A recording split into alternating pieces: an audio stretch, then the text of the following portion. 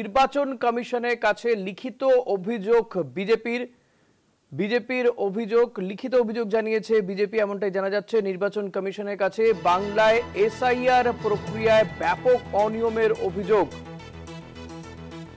বিজেপির পক্ষ থেকে এই অভিযোগ করা হচ্ছে নির্বাচন কমিশনে এসআইআর নিয়ে। আগামীকাল থেকে কিন্তু বাড়ি বাড়ি যাবে বিএলওরা, যে এনুমারেশন ফর্ম নিয়ে এসআইআর প্রক্রিয়ার যে প্রাথমিক পর্বে কিন্তু তারা বাড়ি বাড়িতে যাবে ফর্ম নিয়ে, এনুমারেশন ফর্ম নিয়ে।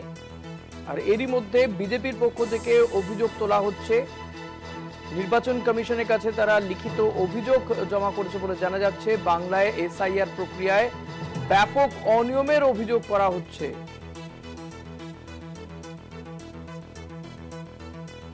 দুয়ারে সরকার প্রকল্পে জাল নথি দিয়ে ভোটার তৈরি হচ্ছে বলেও বিস্ফোরক দাবি বিজেপির।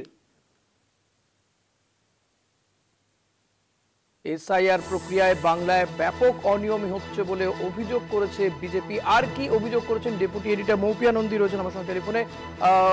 মৌপিয়াদি, বিজেপির পক্ষ থেকে নির্বাচন কমিশনের কাছে কি কি অভিযোগ করা হচ্ছে এই এসআইআর প্রক্রিয়া নিয়ে? দেখো, যেটা হচ্ছে সবচেয়ে গুরুত্বপূর্ণ যে আজকে যে শ্রমিক ভট্টাচার্য, অমিত মালভিয়ার, বিপ্লব দেবরা তারা জাতীয় নির্বাচন কমিশনে গিয়ে তারা যে চিঠি দিয়েছেন, যে চিঠি এক্সক্লুসিভলি আমরা দেখাচ্ছি এই মুহূর্তে কলকাতা টিভির পর্দায়, সেখানে দাঁড়িয়ে তিনি তারা যে অভিযোগ করেছেন যে এই যে স্পেশাল ইন্টেনসিভ রিভিশন অর্থাৎ এসআইআর এর জন্য যে নথিগুলো, সেই নথিগুলোকে যেন ঠিকমতো রিভিউ করা হয় এবং যে কনটেক্সটে দাঁড়িয়ে এই প্রসঙ্গ তারা করছেন, তাদের বক্তব্য যে দুয়ারে সরকার বা বাংলার বাড়ি এই সমস্ত প্রকল্পের মাধ্যমে যে সমস্ত ডকুমেন্টস হয়েছে, সেই ডকুমেন্টসের মধ্যে অনেক ভুয়ো ডকুমেন্টস রয়েছে, ভুয়ো নথি রয়েছে, যেগুলো দুয়ারে সরকারের মতো যে গভর্নমেন্ট স্কিম তার মাধ্যমে কোন রকম যাচাই না করে বহু মানুষকে তাদের ভুয়ো নথি দেওয়া হয়েছে, এমন অভিযোগ করা হয়েছে। এবং সেই জায়গায় দাঁড়িয়ে তারা কিছু আবেদন জানিয়েছেন, তারা কিছু সুপারিশ করেছেন, যেখানে বলা হচ্ছে যে বার্থ সার্টিফিকেট যেগুলো 24শে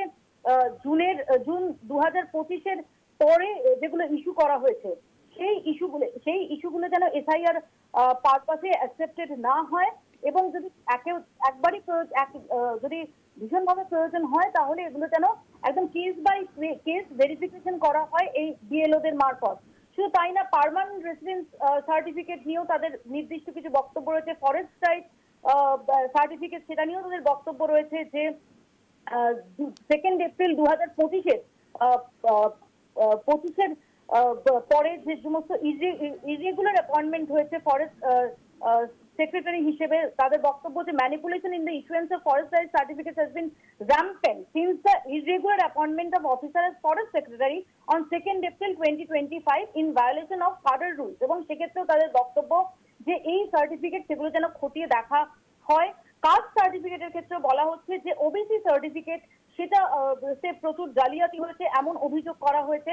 শুধু তাই নয়, যে ফ্যামিলি রেজিস্টার রয়েছে, সেই ফ্যামিলি রেজিস্টার নিয়ে তাদের বক্তব্য যে ফ্যামিলি রেজিস্টার এখানে সিস্টেমেটিক্যালি তৈরি করা হয়নি পশ্চিমবঙ্গে। শুধু তাই না, অর্থাৎ যে সমস্ত 11টা যে ক্রিটিক্যাল ডকুমেন্ট রয়েছে, যে 11টা ডকুমেন্ট রয়েছে, সেই ডকুমেন্টগুলি সম্পর্কে প্রত্যেকটিতে জালিয়াতির অভিযোগ এনে তাতে র্যাম্পেন্ট জালিয়াতি হয়েছে, ব্যাপকভাবে কারচুপি হয়েছে, এই অভিযোগ এনে তারা বলছেন যে যেন ইআরও এবং এইআরও তাদের অ্যাকাউন্টেবিলিটি, তাদের দায়বদ্ধতার মাধ্যমে জিরো টলারেন্স ভেরিফিকেশন পলিসির মাধ্যমে এই নথিগুলো সেগুলোকে স্ক্রুটিনি করা হয়, সেগুলোকে রিভিউ করা হয়। অর্থাৎ বোঝাই যাচ্ছে যে এই নথি নিয়ে এবার চাপ বাড়ানো হচ্ছে বিজেপির তরফ থেকে। অনেক ধন্যবাদ মৌপিয়াদি। কথা বলছিলাম ডেপুটি এডিটর মৌপিয়া নন্দীর সঙ্গে।